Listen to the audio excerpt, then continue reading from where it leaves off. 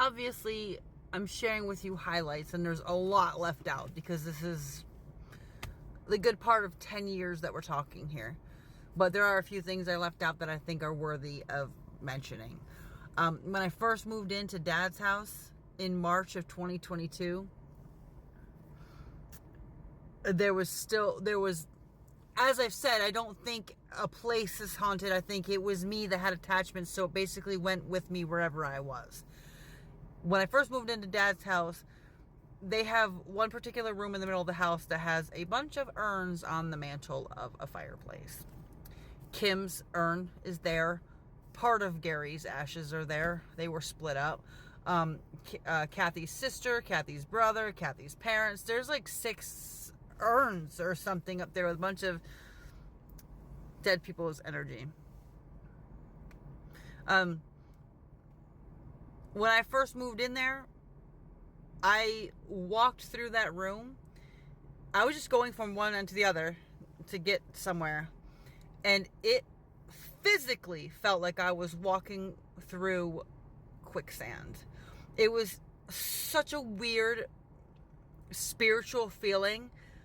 I felt scared, but I felt like I was trudging through quicksand or a swamp trying to save myself or something. It was very weird. And that's a very memorable moment. And that happened multiple times. I kind of was able to overcome that a little bit and make it more normal going through that room, but there was always a strange feeling in it.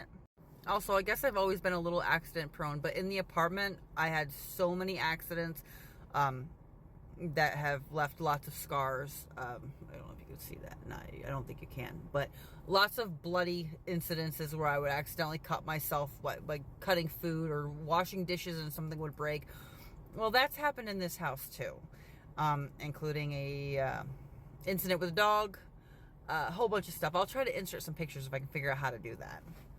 But lots of accidents, lots of blood loss, a lot of pain, lots of bruises, and lots of scars. Nobody's fault, but I do believe it's related to all of this. Oh, this one.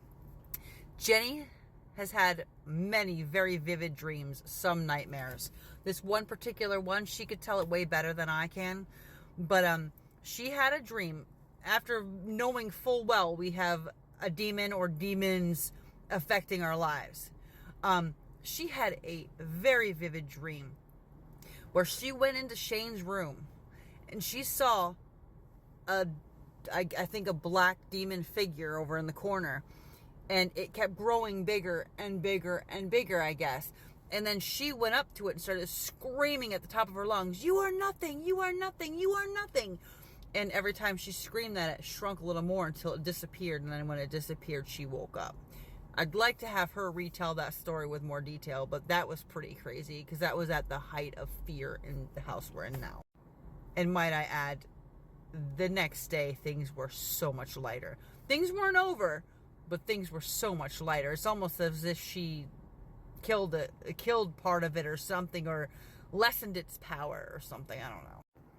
And like I said, there's a lot that's been left out. 10 years is a long time. A lot has happened. It's been my life every minute of every day and night. So these are highlights. There's a lot more. But all I know is there was something very evil. I'm going to go ahead and say demons. That's what it feels like to me.